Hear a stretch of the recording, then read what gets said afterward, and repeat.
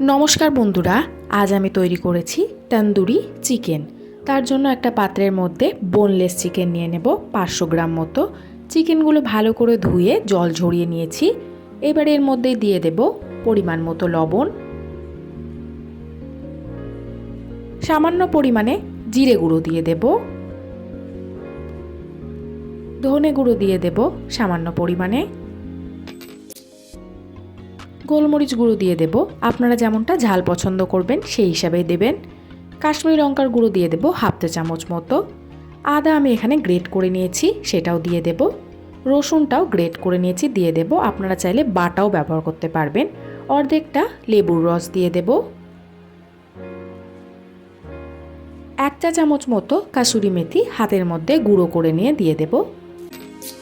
দিয়ে দেবো এর মধ্যে টক দই 4 চামচ। আমি এখানে ঘরে পাতা টক দই ব্যবহার করেছি।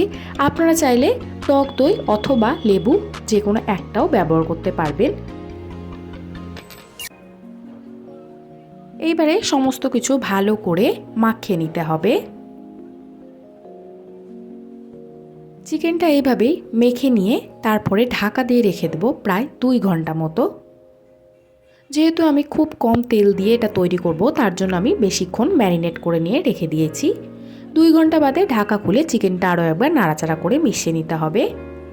এবারে প্যানের মধ্যে 1 চা চামচ মতো সাদা তেল দেব। আপনারা চাইলে এর পরিবর্তে সামান্য পরিমাণে বাটারও ব্যবহার করতে পারবেন। প্যানের চারিধারে তেলটা এইভাবে লাগিয়ে নেওয়ার পরে লো ফ্লেমে রেখে দিয়ে চিকেনের পিসগুলো একটা একটা করে দিয়ে দিতে হবে। লো ফ্লেমে ঢাকা দিয়ে রেখে দেব প্রায় 10 মিনিট মতো।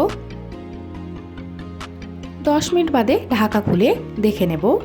দেখুন চিকেন থেকে অনেকটাই জল ছেড়ে এসেছে। এবারে চিকেনের পিসগুলো উল্টে দিতে হবে। এই চিকেনের জলে চিকেনটা পুরোপুরি সেদ্ধ হয়ে যাবে। এভাবে অপর পিঠটা উল্টে দিয়ে আবারও ঢাকা দিয়ে রেখে দেব 10 মিনিট মতো। 10 মিনিট বাদে দেখুন চিকেনগুলো একদম তৈরি হয়ে গেছে। সমস্ত চিকেনগুলো সেদ্ধ হয়ে গিয়েছে। এইবারে গ্যাসের ফ্লেমটা অফ করে দেব।